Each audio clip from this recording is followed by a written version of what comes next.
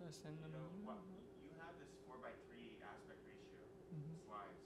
Right. You know that that's been deprecated by APS. You know, last year all of our slides were 16 by 9. Right. Yeah. So it's not it doesn't affect your content, but in the future you should just have 16 by 9 because then Right. Yeah. everything's compatible. Right? Okay. Okay. It's also the projector is the same, has the same aspect ratio. Okay. Yeah. Now I was just looking at other people's slides and I saw they have this ratio, so I just went back actually. Oh, you went back. Yeah, I don't know. Like I saw that ratio is fixed, so No. no. No, you must have been looking at some old. But you were looking at somebody else's. I look at I look at Chin's, which is last year's slides. Okay, but yeah, I mean. Okay. Yeah, I'll use. It's not. It doesn't affect the content. Okay. But it's better to use the wider aspect ratio. Okay, that's more compatible. It's compatible with like modern projectors and Okay. TV monitors. Well, you know, all in the lab we all have the 16 by 9. Okay, cool. Yeah. And at APS meetings now it's a standard thing. So Right. it's Okay. a pain to switch it back and forth. Yeah. But it's fine.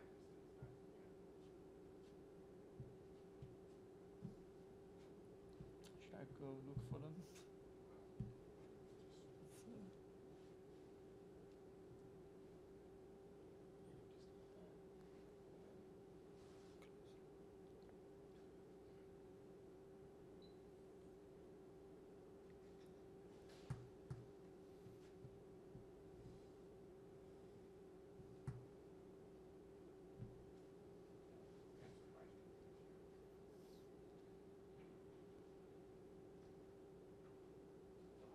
Hi.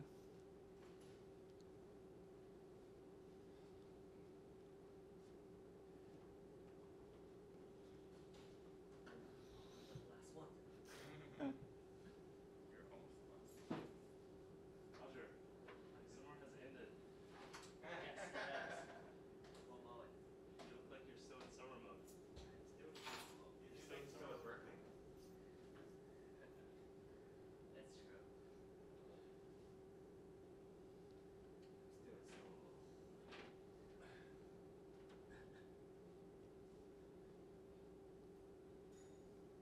So we're waiting for Roy. Xiaohan is on the. Well, isn't he on your committee? Who? Okay. Yeah. Yeah, he said he received my email yesterday. So. East coffee. Right. Yeah. Decaf and origin.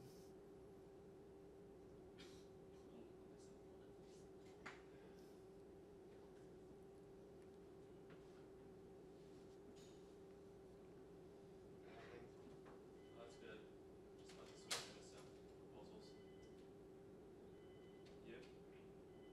Yeah, I've been traveling and November feeling. DOE or Garco? I just got back from DOE.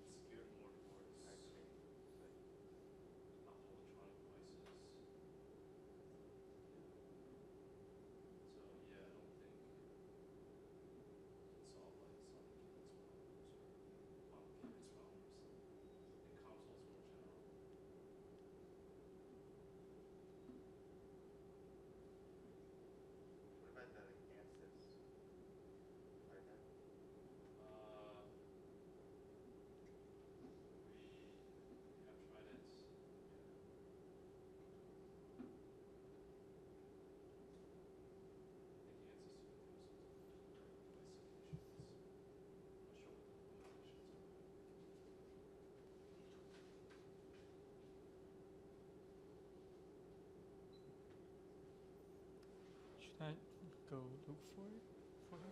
Then he'll be lost. I could send him an email.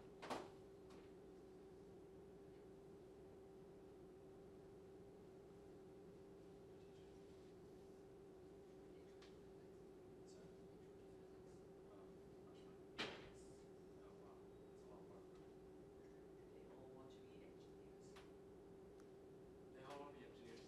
Well, it's this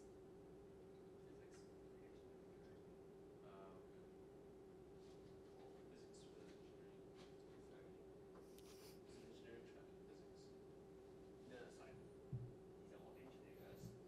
Physics is one of the requirements, so scheduling at least all my students are in that track. One of the engineers. Class.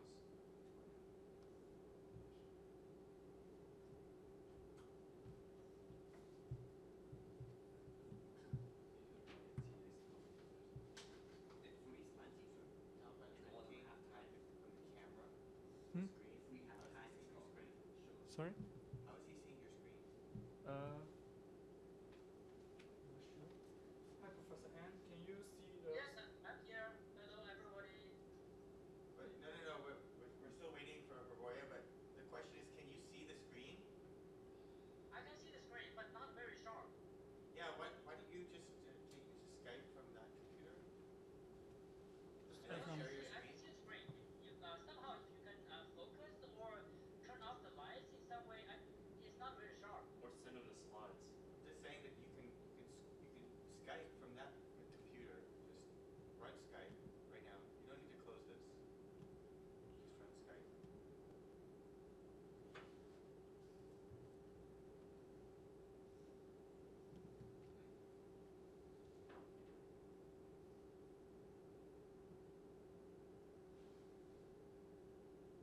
not right now.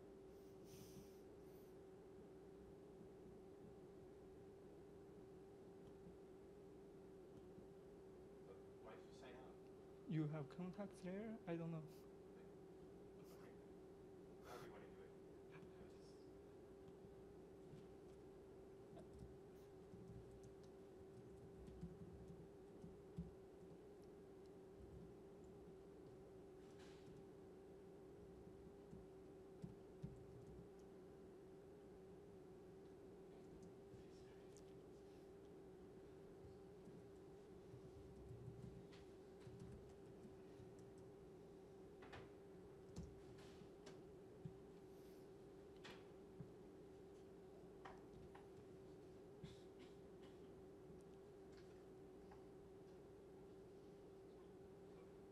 So it says.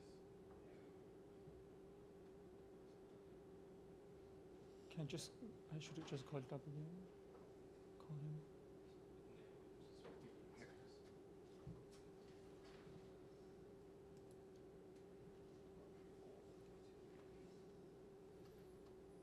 Can you just hang up from there?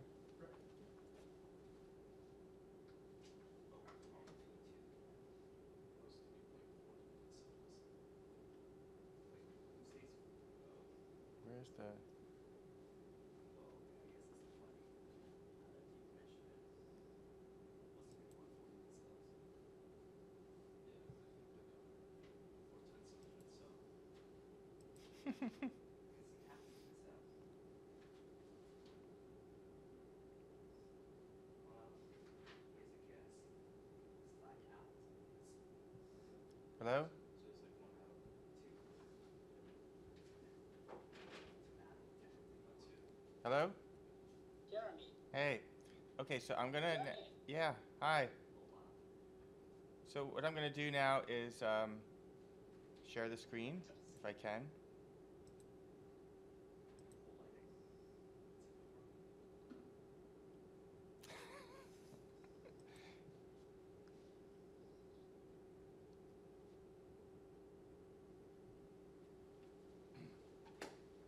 Okay, so thanks for coming to UPAD Town Thanks first committee meeting, and I'll let you take it away. Thanks, Jimmy, for introduction, and thanks everybody for being in my first committee meeting, and also Thanks, Taohan, for Skyping from China. Talk a little bit louder. Okay. So I'm Yu He Tang from Lab Research Group. I'm a fourth-year student here. Today, my presentation topic is probing electron correlations in lanthanum luminate strontium titanate interface using frictional drag experiments. So here's my outline today. I'm going to start with a brief introduction of lanthanum luminate strontium titanate interface.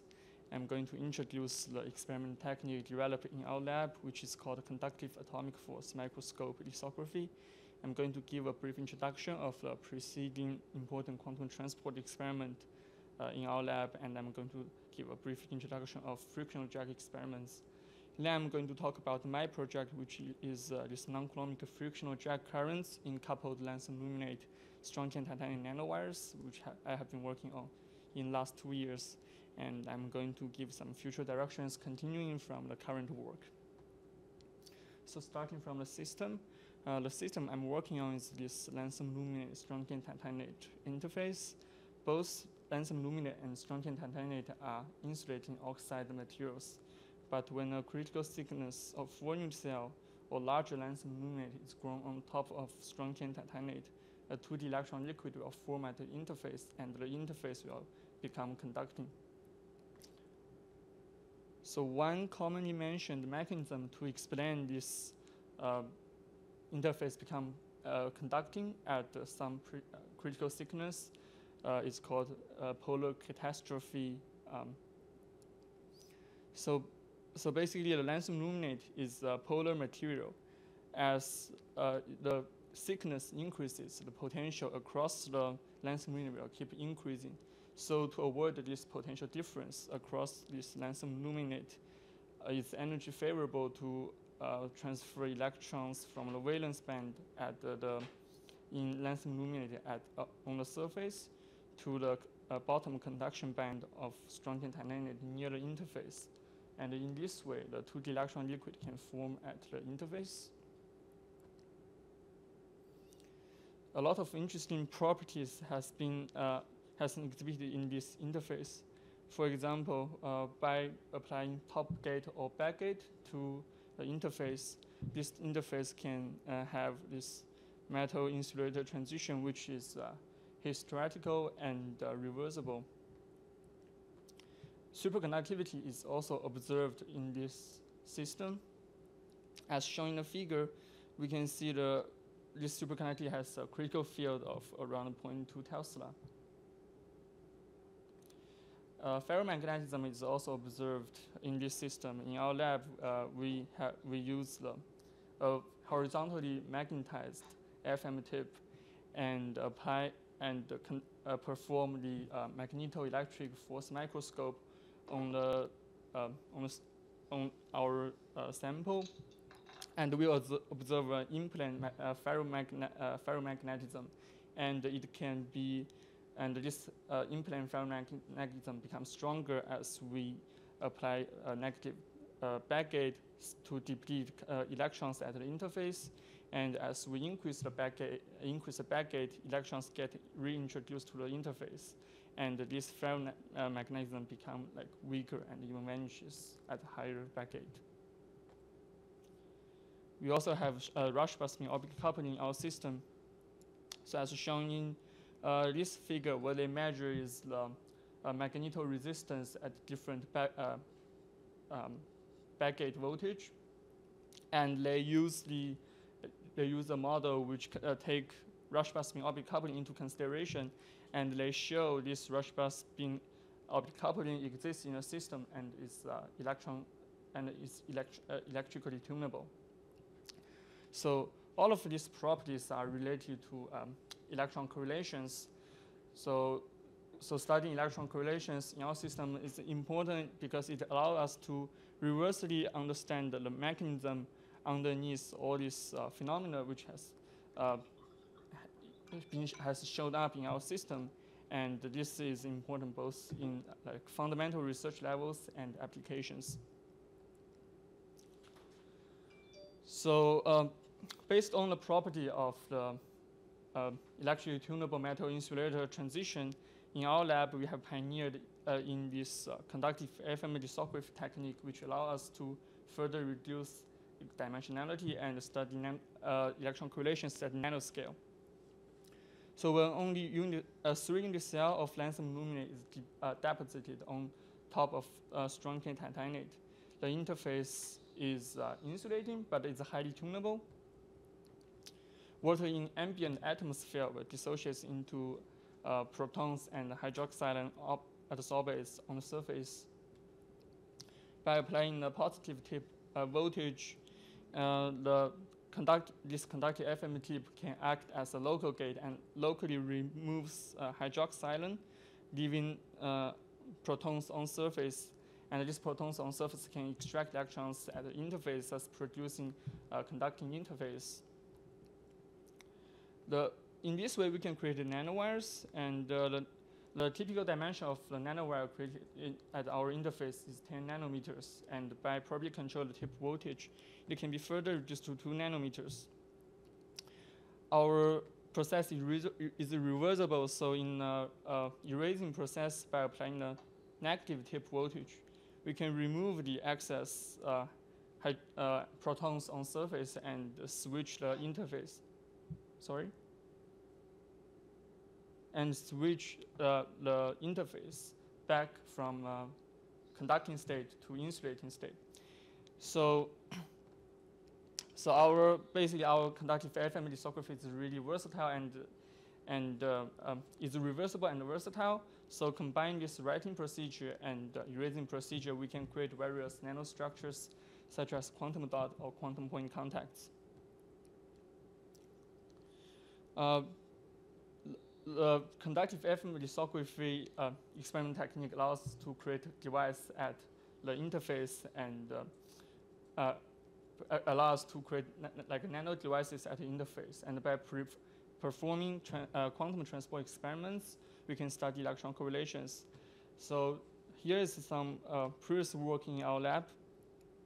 By placing 2 quantum point contacts in a nanowire, we can create an electron waveguide. And we have saw this quantized ballistic transport happens in the waveguide, which shows the nanowire in our interface. Interface is really of high quality. And this electron waveguide allows us to study electronic correlations and also electronic structure at the interface. We can also create single electron transistor by using quantum dots. And previously in our lab, by performing experiments on this single electron transistor device, a new electronic phase has been observed, where electrons pair without forming superconductivity. And later on, continuing from this work, we have found that the attractive interaction contributing to this pairing can be tuned by electric field from attractive interaction to repulsive interaction. So previously, most experiments in our lab has been focused on performed on single conductor, and the interaction study has been mostly the local strong interaction. But there's another type of electron correlation, basically long-range electron correlation we can also study, but with another experimental geometry, which involves these 2 closely spaced but electrically isolated conductors. We can source current in one conductor called the drive conductor. And because of the interaction between 2 conductors, there's mutual friction between electrons in 2 conductors. This friction will drag electrons in the other conductor called the drag conductor to move. And to measure this electrons movement, we can either measure the induced voltage if the other conductor is an open loop, or we can also measure the induced current if it's a closed loop. So this frictional drag phenomena is always accompanied by this momentum or energy transfer between 2 conductors. And during this momentum and energy transfer, they are involved with the properties of the charge carriers, the intra-layer electron correlation or interlayer electron correlation. Therefore, frictional drag experiment is a powerful approach to study electron correlations.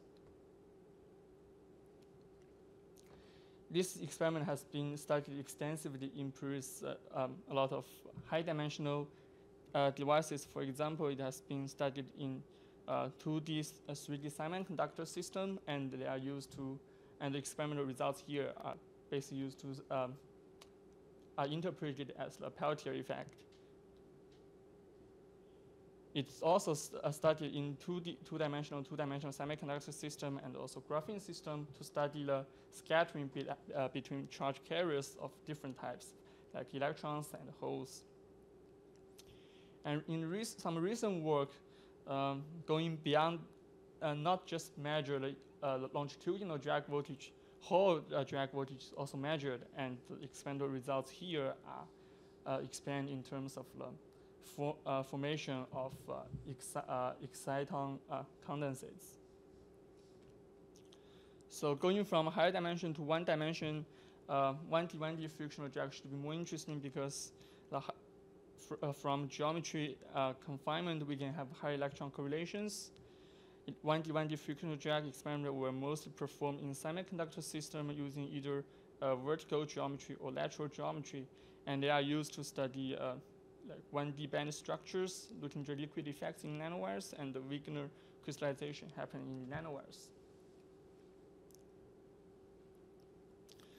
So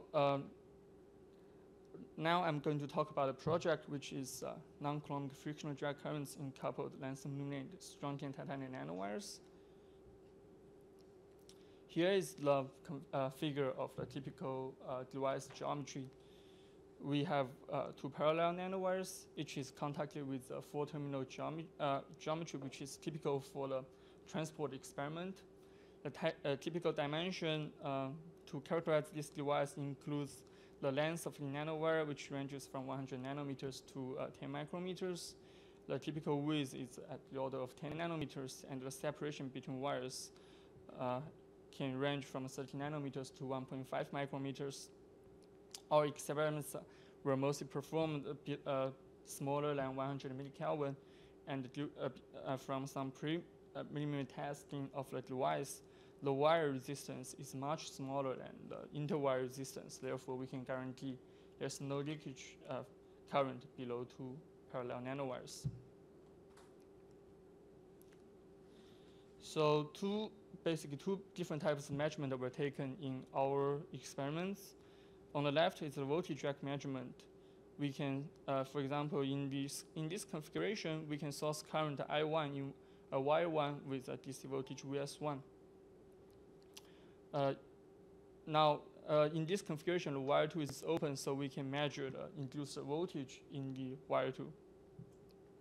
The typical resistance to characterize our experiment is given by this Now we have this, we can explain basically what resistance we are measuring with this matrix. This matrix consists of all the important values for our experiments. For example, in this particular configuration, the V2 is the drag voltage, and we have the sourcing current I1. So R21 is the drag voltage we can measure in this particular configuration. We also have this V1, which is the four-terminal voltage of wire 1. So R11 is the four-terminal resistance for the wire 1. If we source current in the other nanowire, we can get the other two terms. So the off-diagonal terms is the drag resistance, and the diagonal terms are the four-terminal resistance for each wire. We can also measure the induced current in the other nanowire. So in this case, the wire 2 should be a closed loop. The figure of merit to characterize this this experiment is given by this Gij equals is given by this equation. We can have a matrix of drag of the different conductance. In this case, for example, we know the drag current I2 here. We have the sourcing voltage with Vs1 here. We can have the drag conductance G21, and the G11 will be the two-terminal conductance of wire 1, and basically similar to the, we can get the other two terms by sourcing current in the other nanowire.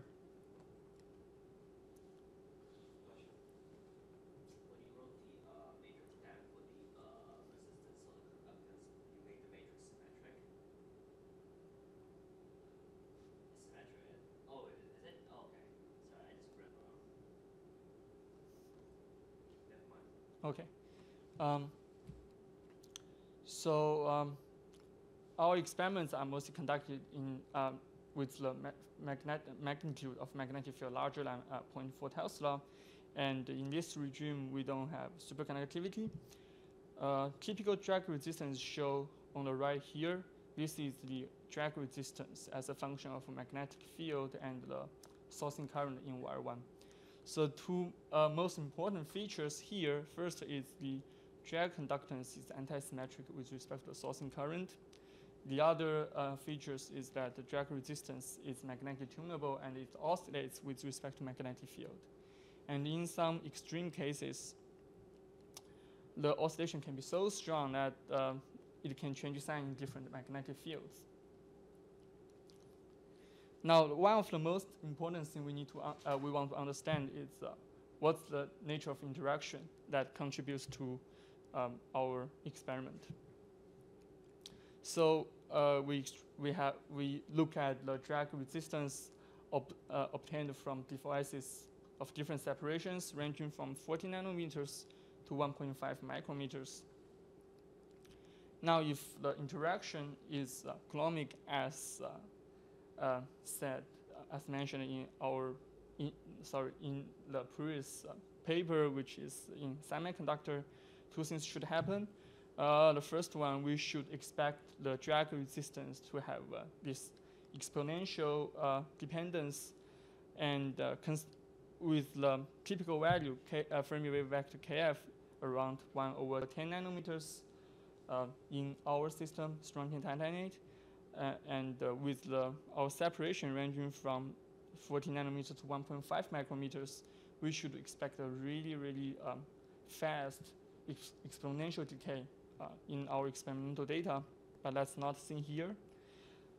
Also, the previous theory paper also predicts this drag resistance should be proportional to 1 over the dielectric constant square. Now, but our drag resistance value is at the same order as the previous results in semiconductor system. However, the dielectric constant of strontium titanate is much larger, like 3 orders larger than semiconductor system. So due to this weak separation scaling of drag resistance and comparable magnitude with drag resistance from semiconductor system, we can conclude that the dominant magnetism for the interaction here is non-coulombic. So now let's go back to look at the drag resistance. So as I mentioned before, the drag resistance is anti-symmetric with sourcing current, but this is like unexpected. The reason why is the anti-symmetric drag resistance implies a symmetric drag voltage with respect to sourcing current, and the drag voltage is analogous to the drag current in the current drag measurement, because both of them indicates the movement of electrons in the induced in the drag wire. Therefore, we should expect a unidirectional drag current, and this unidirectional drag current is independent of the sourcing current direction in the drag wire. And that's actually what we saw indeed. And on the right is the drag current we measured in our system. It's unidirectional, independent of direction of the sourcing current. So we want to yeah. What's the color scale? Right. So the color scale should be basically the -2 Tesla at this line cuts is approximately is like an accurate number, and all of other current is shifted around like 40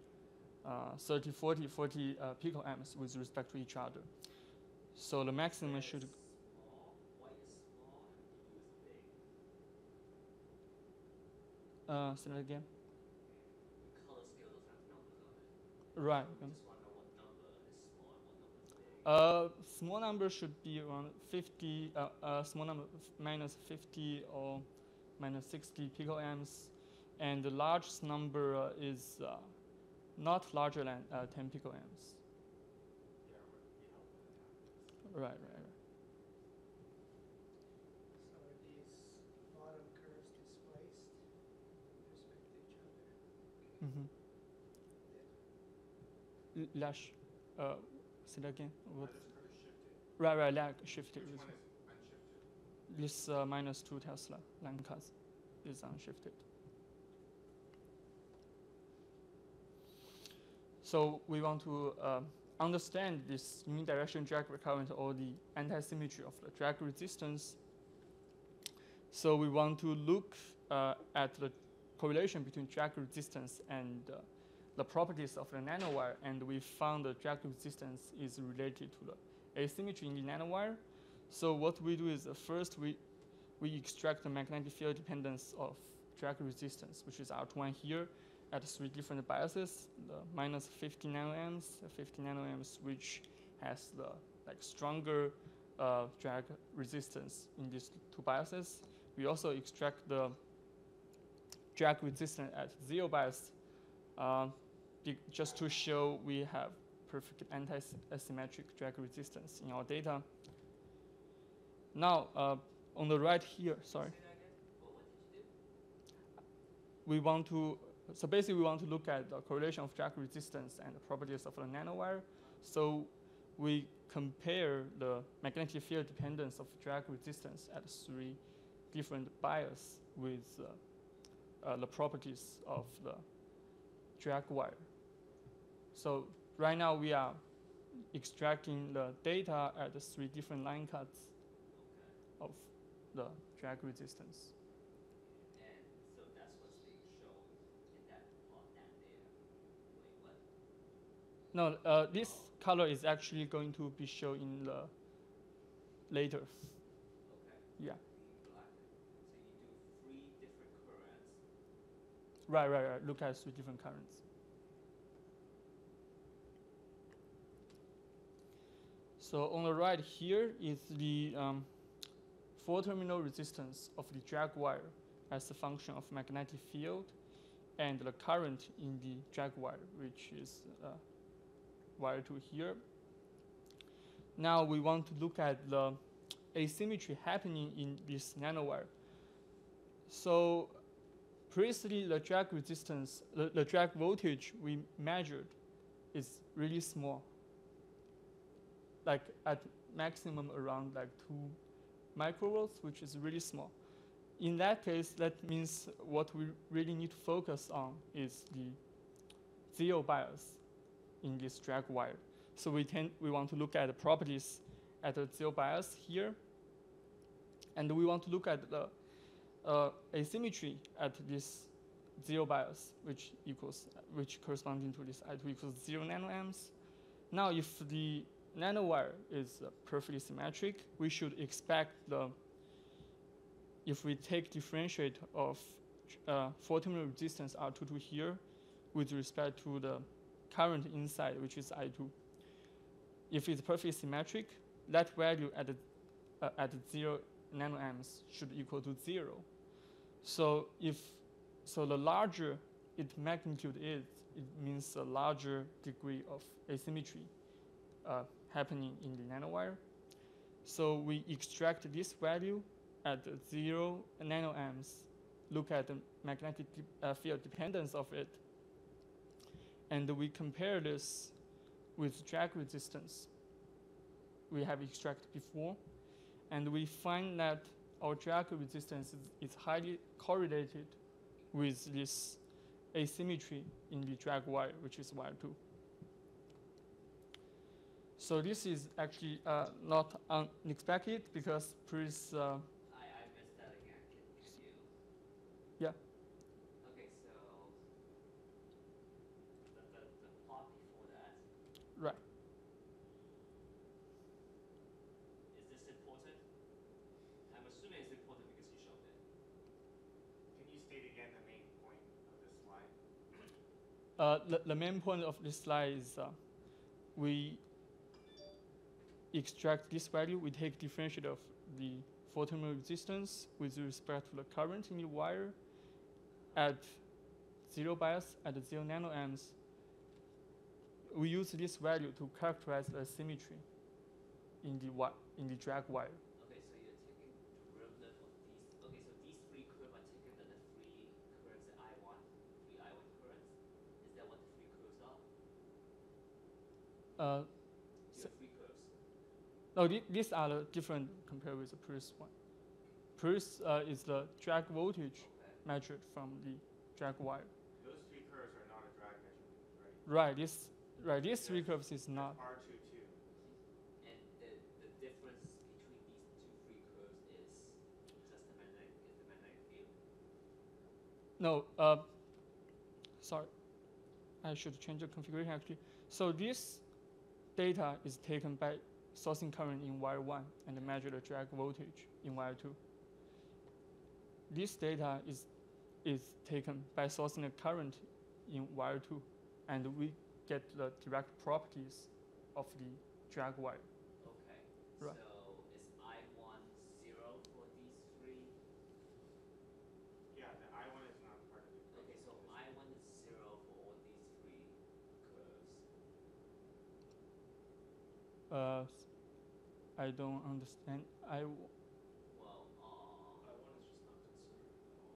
Right, yeah. In this configuration, I1 is not. It's just that it's a little bit misleading. That both Right, are right, saying yeah. that you're doing something at plus or minus 50 amps of I1, but that's not what this. Right, is. right, This yeah. all is at I1 equals 0, right? okay, so Right. We are not even imagining I1 actually in this configuration. I1 is 0 here, and you're just changing so these three curves are different in the magnetic field. Which three curves? These three curves are Yes. different in magnetic field, yes. Okay, that's the only difference. Okay, and you're measuring basically the change of resistance. So the slope of that curve. Right, at this zero bias here. Okay. Basically, we extract this value at the zero bias and plot it as a function of magnetic field along this line. So, for example, look at 7, minus 7 Tesla. See, there's a big kink there. at Yeah. 0? Right here. That has a high dRdI, Yep. and then other places it's smaller. Okay. And you're going to explain why it's high there. That's why we use this value to characterize the symmetry, asymmetry in the nanowire. Because if a nanowire is symmetric, we should expect its resistance should be symmetric with respect to sourcing current. Then this value should be 0 at 0 bias. So if it's non-zero and the larger the magnitude is, a larger degree of asymmetry that's happening in nanowire. You know it's not asymmetry in the contacts. This is a 4-terminal measurement, so we are not. It will exclude the influence from the contacts. So we're sourcing current with these two Ds, and we measure the voltage. Right.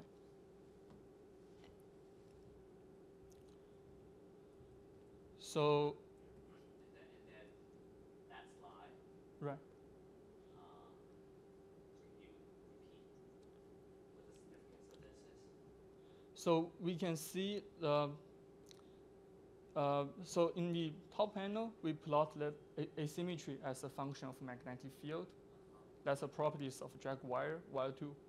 And the bottom panel is the drag resistance we measured before as a function of magnetic field at 3 different biases.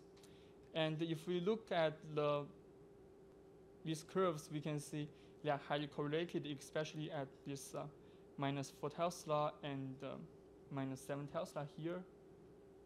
They follow the same change. Okay. And that's why we say the drag resistance or the unidirectional drag current is related to the asymmetry in the nanowire.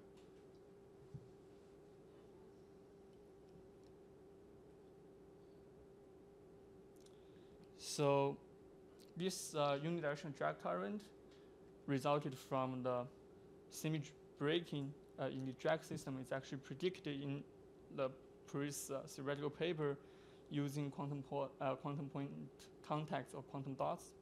For example, here in the Paris paper, the noise in the drive system is caused by the charge fluctuations, and the symmetry can be broken in drag system by engineering leads on two sides of the quantum point contacts. So what actually happening is the noise of the drive system will push the drag system away from equilibrium, so that drag current can happen in the drag system.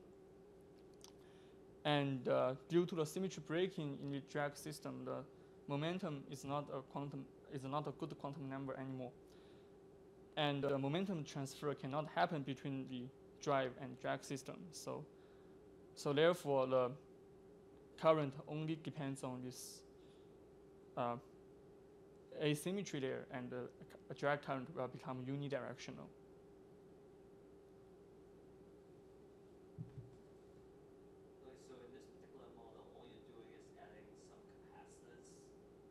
Right, in this paper, right. Yeah. What this paper does is just add some capacitance to the ground. Right, basically the coupling right now only happens between leads of two quantum point contacts in this paper. Couplings between the leads. Right, because as I mentioned, their symmetry breaking here right now is caused by engineering leads. Right. Now this is, at least in this circuit diagram, is a two-terminal resistance measurement. Yeah. Okay, is that important? Yeah, but the drag is a four-terminal. Drag has to be a four-terminal because you separated current and voltage.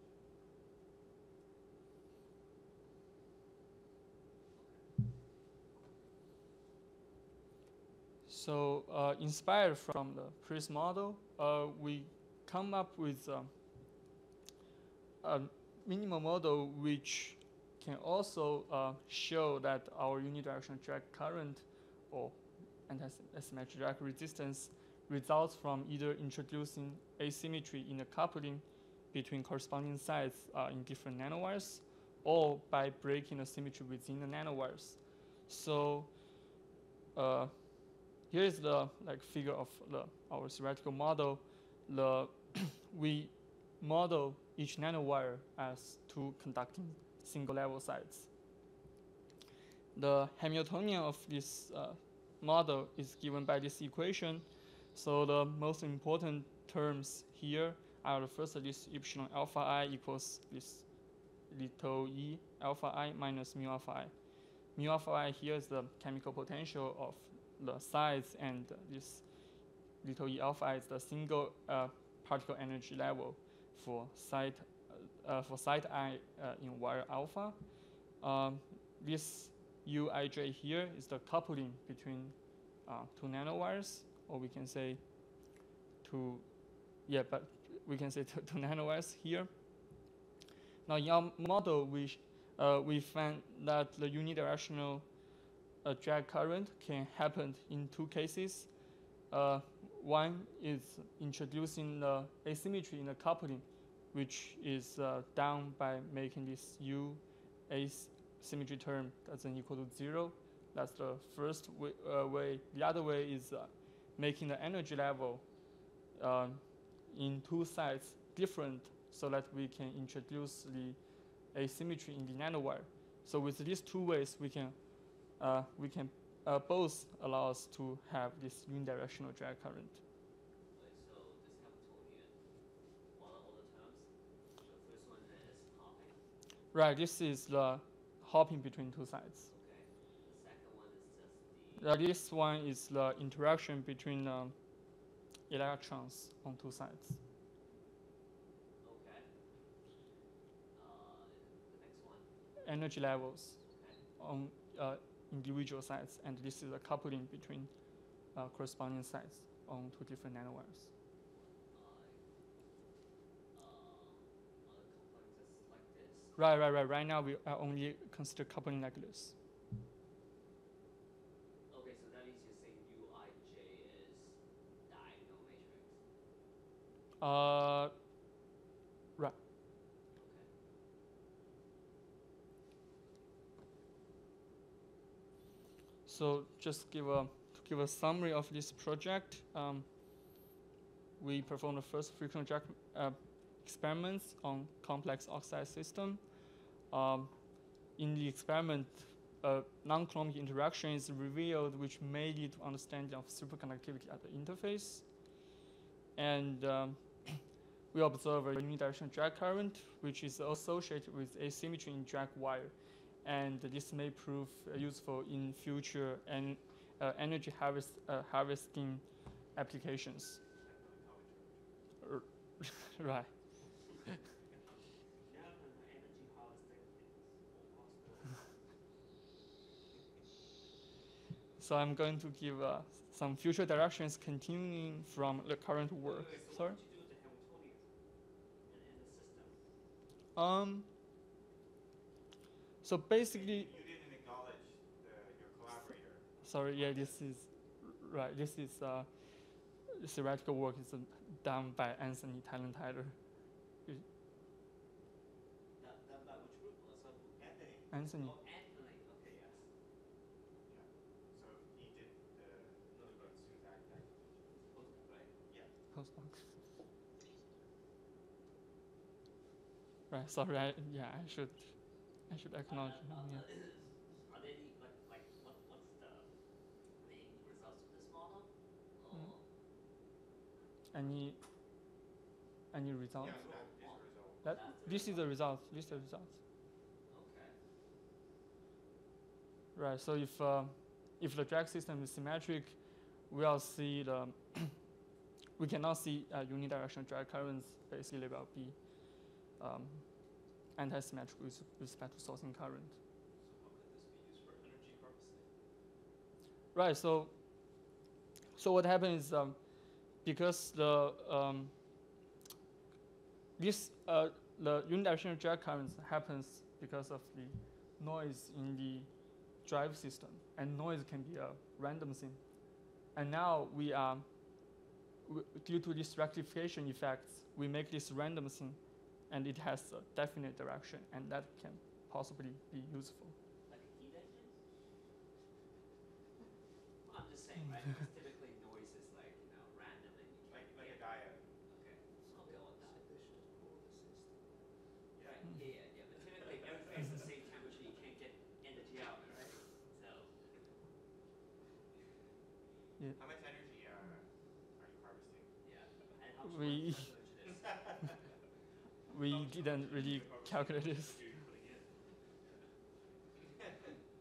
but seems like Thought it's you really just small. get away with that throwaway line. Yes. I think the energy is really small in this case.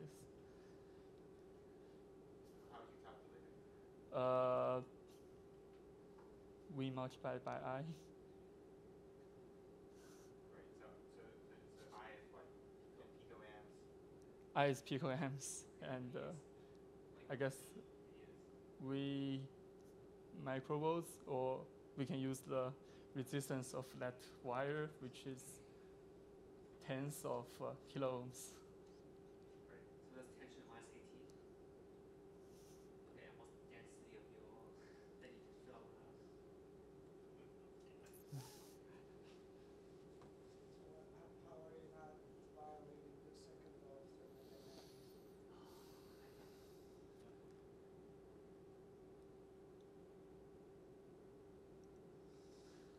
You really should have put that line onto your slide.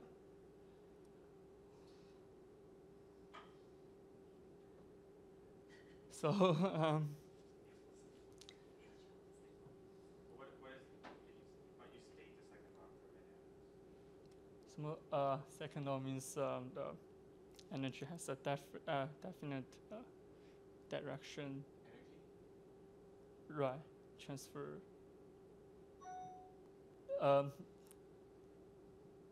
Like energy transfer has a definite direction,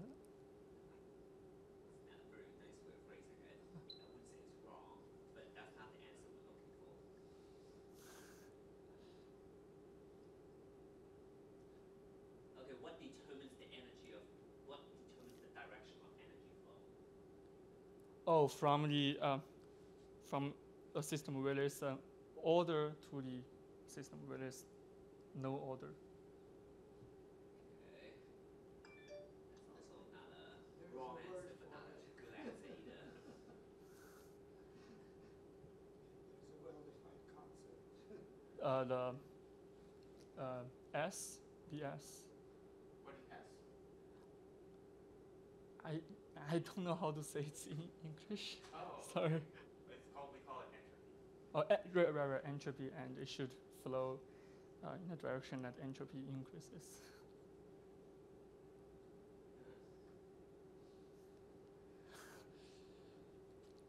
I teach that next, so if it comes out, I expect that. Am I auditoring again?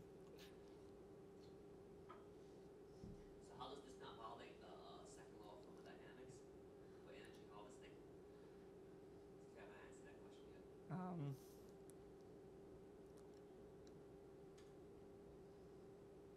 Right. Currently, I guess I don't have a definite answer if think about it in a broad picture, but just looking at the microscopically, this works. Did it happen again? Second. Did you file a patent yet? The energy is still too small to make it into applications.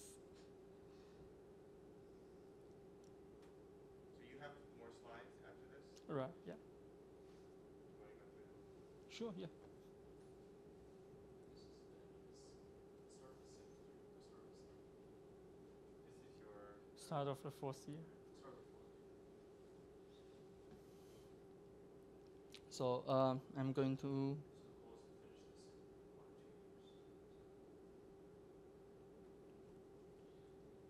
some future directions coming from the current work. Previously, our experiments is conducted in high magnetic field, and so in that regime, our electrons in our system is in single particle state. We can also study this in a superconducting regime where we have electrons in pair state. As shown on the right, this figure is the four-terminal resistance of the drag wire as a function of magnetic field and the current in the wire. And this is a drag resistance measured from the drag wire, which is wire 2 here. So we can see below 1,000 oyster, our drag wire 2 here started getting superconducting, and below that, so when we enter the superconducting regime, we see this change of the drag resistance.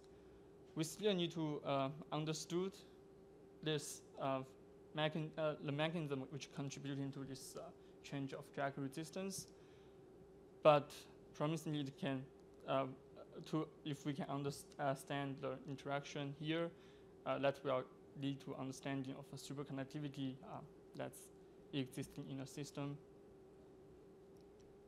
Another direction we can go is a frictional drag with electron waveguide. So previously, in our lab we have proved we can fabricate electron waveguide with well-quantum channels. So the properties of electron in the well-defined quantum channels will be relatively well understood. So what we can do is by placing two quantum point contacts in this nanowire, we can have electron waveguide, and we can perform frictional drag experiments with coupled electron waveguide, and our experiment should benefit from the well understood electron properties. Question. Right. Never mind. Another direction we can go is not to restrict you to 1D, 1D. We can go to other dimensions because both local and long-range electron correlations will depend on these dimensions. So we can try like 0D, 0D frictional drag experiment or 2D frictional drag experiment, and even more exotic structures that we can do at the interface. So just a summary of my presentation. I have presented this non-coulombic drag currents in coupled length illuminated strontium titanium nanowires. Right now we have submitted a paper and it's under review. This frictional drag experiment in superconductivity regime is still in progress. We already have data, but we still need to do more modeling to understand the mechanism underneath. We have this frictional. So for the frictional drag with electron waveguide, still in plan because we need to figure out the right parameters to fabricate the electron waveguide, particularly at my sample. And at the same time, I'm already started to trying some different structures in to do this frictional drag experiment. That's all.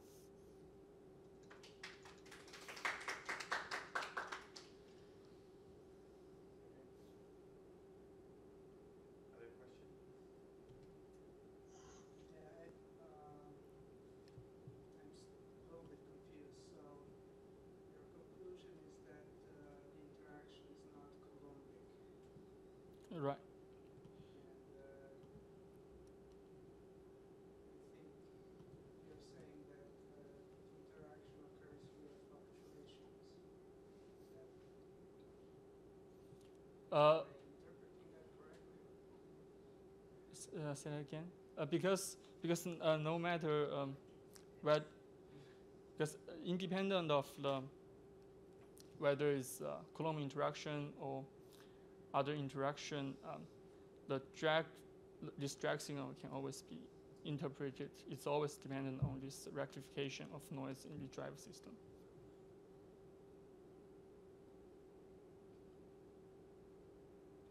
So, how does rectification cause coupling?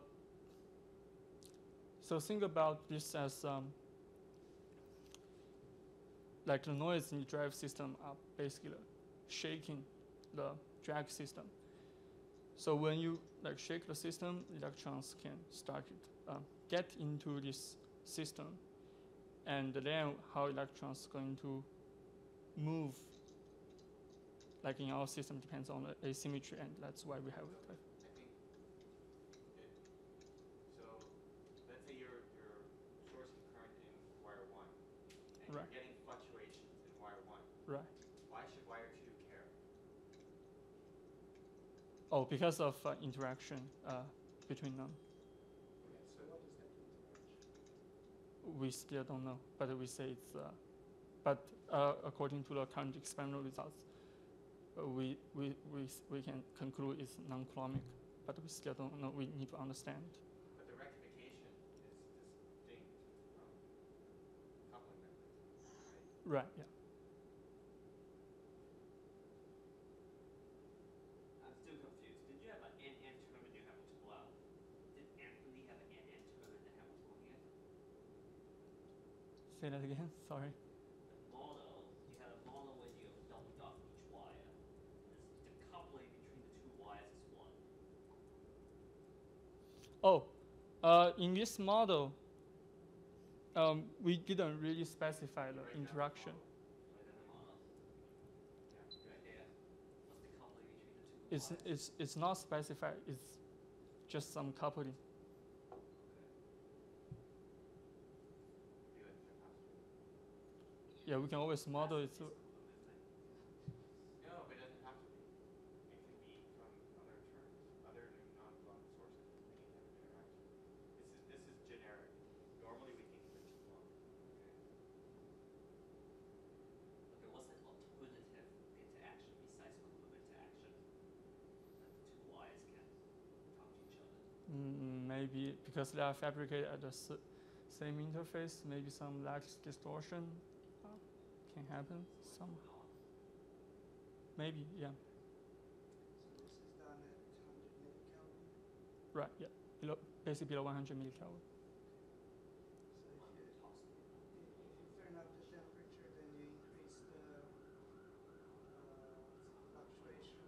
Right. you increase the coupling and therefore you get larger curve?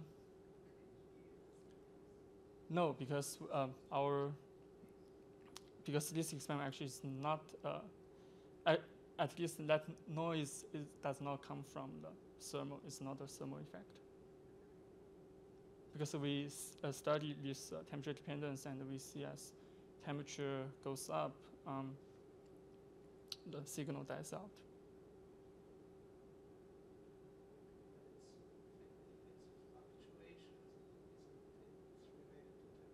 It can also come from the like quantum noise.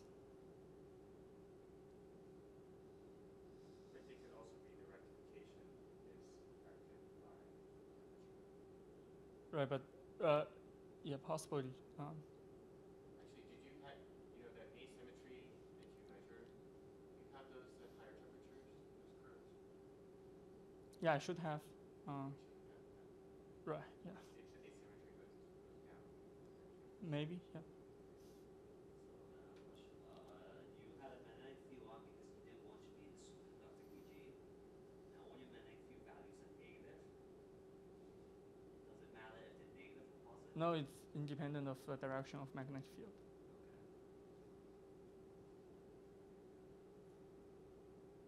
Another question. You have a bunch of data in all your slides in here. Did you take all these data? Yeah. Okay. Just checking.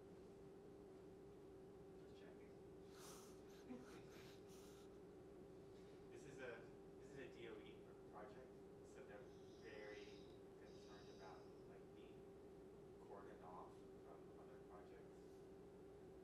It's like they're very strict about having like collaboration and things. Like they're really weird about it.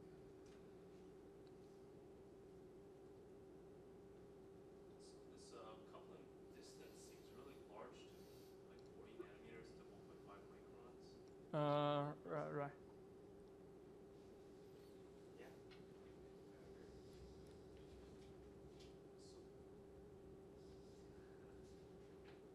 Because the wave function doesn't extend that far, right?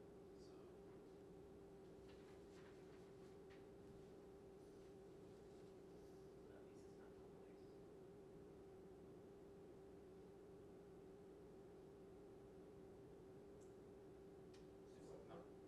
No. What does thermal conductivity of this material looks like as a function of temperature? We didn't measure that, I think. Presumably our large dielectric constant is due to phonons, right? Okay. And as you cool the sample down, you should be getting coherent phonon transport. So the length scale for coherent phonon transport should increase. Right. Yeah. So that may be mediated. So that's how fluctuations may be transmitted over large distances. That's possible. That's possible. Well, it doesn't have to be at like at the quanta of phonons. I mean, like there are macroscopic distortions that are associated with the electron density, which we know about.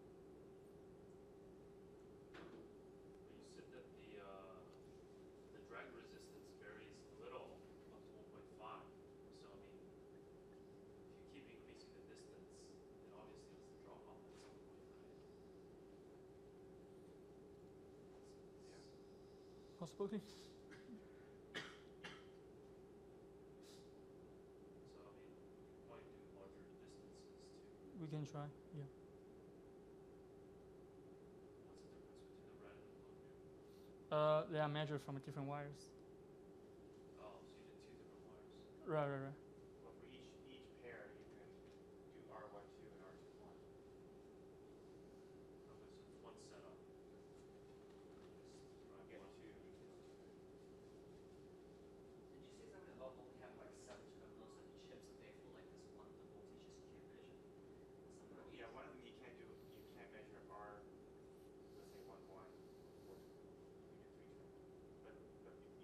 4 terminal for all the drags. Is there a reason you show this cartoon schematic rather than showing the SEM of the device setup? The test setup? I imagine because the wire usually, if we look at the whole canvas, it's really small, so the resolution will be bad. But your question is why can't you use an SEM cell to look at this device? Right? That's the Yeah, why question. don't you show a SEM picture of your test setup rather than showing this cartoon schematic? You can show, yeah. And your Well, answer you is can't really see small. you can't see the wire. Oh, Oh, right. yeah. It's at the interface, not at the surface. I mean, we can measure them non-destructively using piezo force microscopy, but that would kind of we can't do that and then cool that device down. Right. They're too small to be seen. Well, you can't. No. His answer is they're too small to be seen, which Jeremy disagrees with. I mean, we can make an AFM image, but you wouldn't see in the AFM image the written devices. It wouldn't. It doesn't ship. There's no topographic contest. Right? His answer is that the device doesn't live on the surface. It doesn't leave the surface. Well, that's also true. Is it? That's not the answer. Well, I mean, it's just like there's. You wouldn't see it in an SEM. You might see the electrodes, like the pads, the boundaries of the, and then you destroy the sample. Electrons, the secondary electrons, they cause micro cracks to develop. A week later, the sample looks like a shattered piece of glass. Wow. Tried it. So how do you fabricate the devices? Using just conductive FM lithography. Okay. Yeah, basically write 2 nanowires, and then we need to use some negative voltage to cut between them to make a barrier between 2 nanowires. Okay. So you're etching away material, not depositing. Not really etching away material, because all this process doesn't really need to damage the surface. Okay.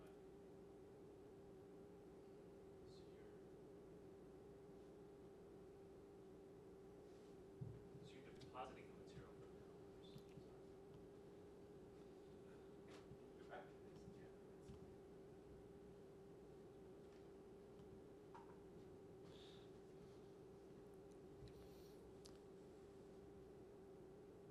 Right. So when we apply a positive tip voltage, we remove the hydroxide that's on the surface and only leaving the protons on the surface, and then these protons will attract electrons at the interface, and that's why we form these conducting channels.